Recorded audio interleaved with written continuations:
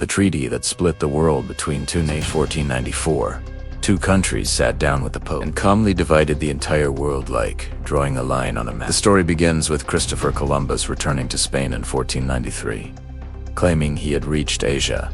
Spain celebrated, but Portugal protested. They argued that these lands belonged to them based on earlier Portuguese voyages along Africa. The dispute grew so tense that both kingdoms feared war, so they turned to the most powerful arbitrator in Europe, Pope Alexander VI.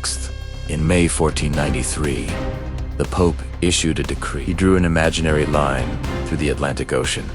Everything west of the line belonged to Spain, and everything east belonged to Portugal. But Portugal refused the position of the line. Negotiations resumed, and on June 7, 1494, both kingdoms signed a new agreement. The Treaty of Tordesillas. The line was moved about 370 leagues west of Cape Verde.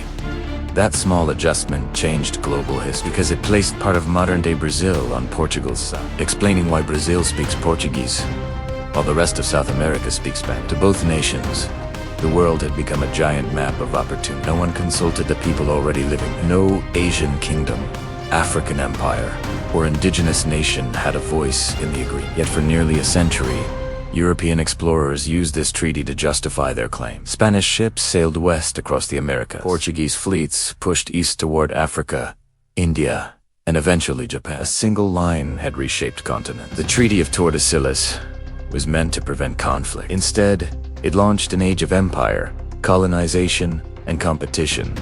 Proof that sometimes a line on a map can change the fate of the entire planet.